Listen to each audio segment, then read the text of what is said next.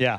So what's your assessment of West Coast opposition to this sort of blitzkrieg of federal actions under the second Trump administration? We saw it in the first Trump administration, and we're seeing it in the second Trump administration. And the Attorney General of Oregon, Washington, California are clearly working in a very united kind of a mode, largely with the Democratic Attorney Generals all over the country.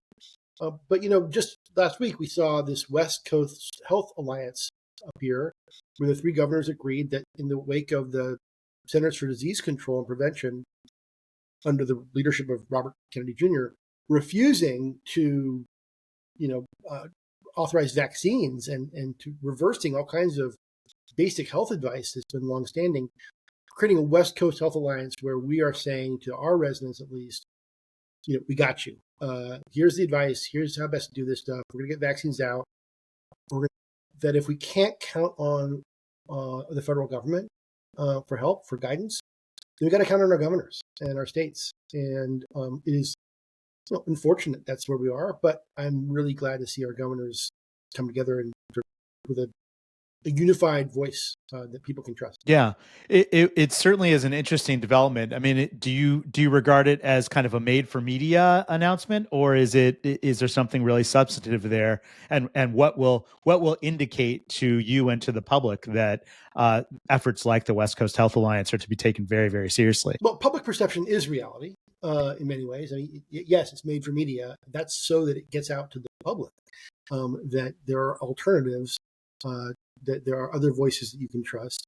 It's an opening announcement. These things always take time. I would prefer that they do exactly what they're doing, which is move fast, make announcements, build it as we need it, and not spend the next year, in some conference room trying to negotiate out every possible detail and plan every eventuality before announcing something.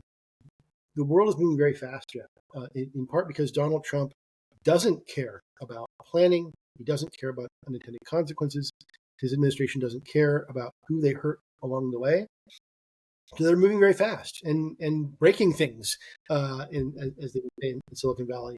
And so we need to respond with the same kind of speed, with the same alacrity, to just make it really clear that there are people, in fact, in opposition, people who can provide government services and advice to the people. What would be your counsel to the governors on the West Coast to build on this development and to start aligning themselves in lots of other ways, either on defense or perhaps even to go on offense against the Trump administration?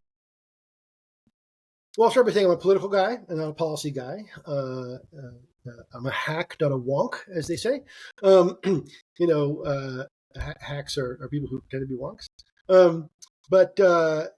So I won't tell Governors Newsom, Ferguson, and Kotek what to do on the policy side.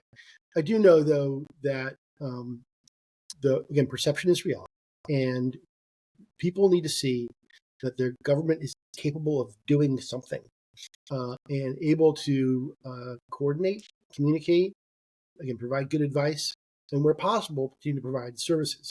Now, it's not possible to provide all the services that the federal government provides or has provided in the past at the state level. There's just not enough money.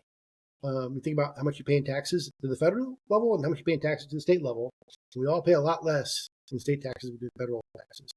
And so there's just not the money. A lot of what the state does, what all states do, is serve as a conduit of federal money coming in.